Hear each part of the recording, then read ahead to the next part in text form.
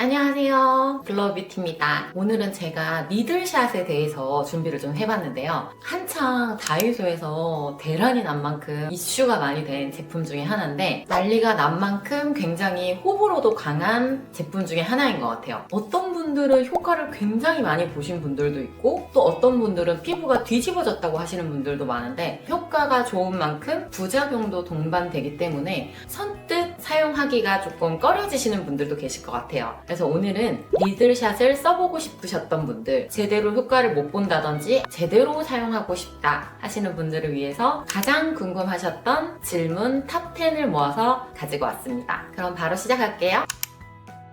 VT 니들샷은 일반 화장품과 뭐가 다른가요?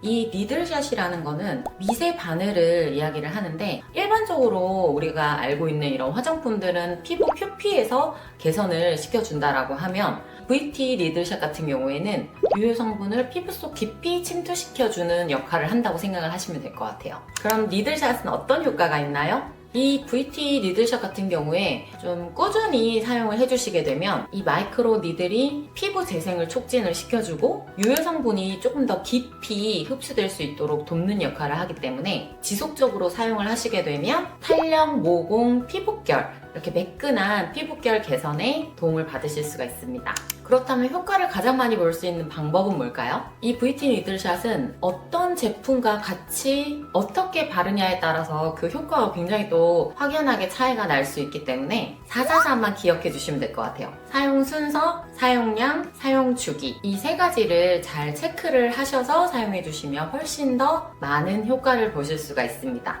그럼 니들샷은 언제 쓰는 게 가장 효과적인가요? 초반에 사용하시는 분들은 조금 기간을 두시고 피부가 적응할 때까지 2, 3일에 한 번씩 이런 식으로 발라주시는 게 좋고요. 니들샷 같은 경우에도 100샷, 300, 700 이렇게 나누어져 있는데, 처음 사용하시는 분들은 낮은 단계에서부터 조금씩 늘려가시는 걸 추천해드리고요. 가장 중요한 거는 내 피부 컨디션에 따라서 주기를 정해주시는 게 가장 좋을 것 같아요. 처음엔 조금 소량씩 테스팅을 먼저 해보신 다음에 차차 늘려주시는 게 가장 좋다. 그리고 아침보다는 나이트 케어 루틴으로 사용해주시는 게 더 좋습니다. 피부 각질층을 좀 자극하면서 흡수를 돕는 역할을 하기 때문에 조금 더 피부 재생이 활발한 저녁 시간에 케어를 해주시는 걸 추천해드립니다. 바른 후에는 따로 어떤 관리가 필요한가요? 이 니들샷을 바르신 다음에는 보습 진정 관리에 굉장히 좀 신경을 써주시는 게 좋은데요. 이 니들샷 제품을 바른 뒤에는 일시적으로 피부가 굉장히 좀 예민하거나 민감해질 수가 있기 때문에 재생크림이라든지 보습, 진정 이런 세럼과 크림들을 발라주시는 걸 추천해드리고요. 필링이라든지 이렇게 또 추가로 피부를 자극하는 이런 것들은 조금 피해주시는 게 좋고,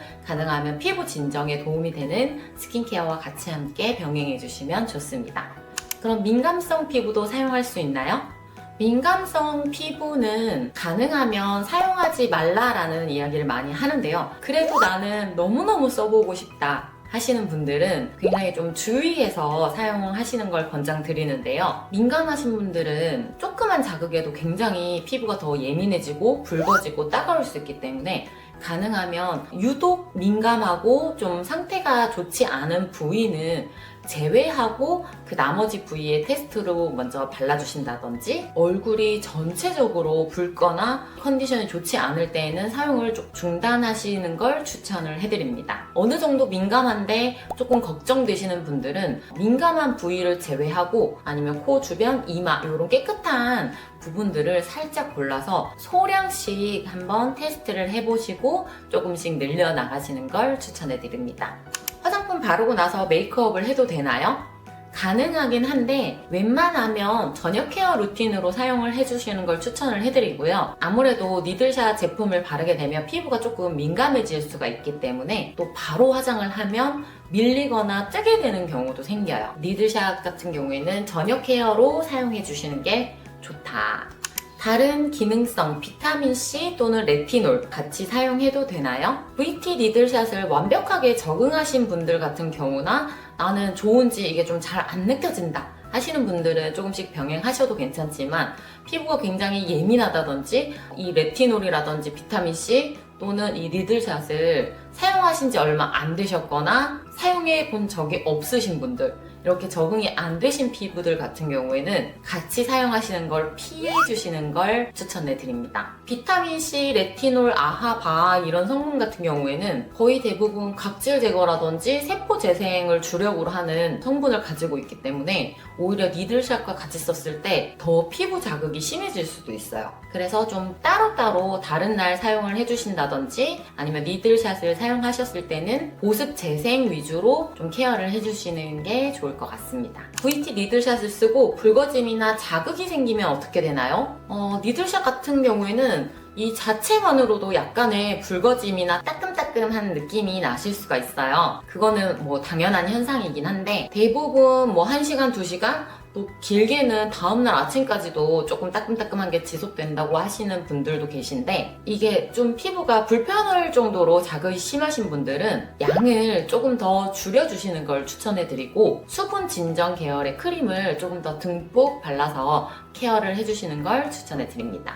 피부과 시술 후에도 사용이 가능한가요? 이건 뭐 이제는 대부분이 많이들 알고 계실 텐데 니들샷 제품을 쓰실 때는 피부과 시술이라든지 디바이스를 함께 사용을 하시는 걸 권장하지 않습니다. 시술 직후에는 한 1, 2주 정도는 웬만하면 피해 주시는 게 좋고요. 이렇게 시술로 피부가 예민해져 있는 상태에서 니들샷을 쓰게 되면 굉장히 또 자극이 될 수 있기 때문에 가능하면 시술 1, 2주 후에 사용하시는 걸 추천해드리고 디바이스와 함께 사용하시는 것도 피해주시는 게 좋습니다. 이렇게 오늘 니들샷에서 많은 분들이 또 궁금해하시는 질문 탑 10에 대해서 또 정리를 한번 해봤는데요. 일반 화장품에 비해서 조금 자극이 있을 수 있기 때문에 아까 말씀드렸던 사용 순서, 사용량, 사용 주기 이 세 가지를 잘 체크하셔서 발라주시면 안전하면서도 더 효과를 잘 보실 수 있을 것 같습니다. 영상 보시고 조금이라도 도움이 되셨길 바라면서 다음 영상에서는 저처럼 이런 민감 피부들은 어떻게 사용하면 좋을지 제가 직접 발라보면서 설명해 드리도록 하겠습니다. 오늘도 영상 끝까지 시청해주셔서 감사드리고요. 그럼 저는 다음 영상에서 또 찾아뵙도록 할게요. 안녕!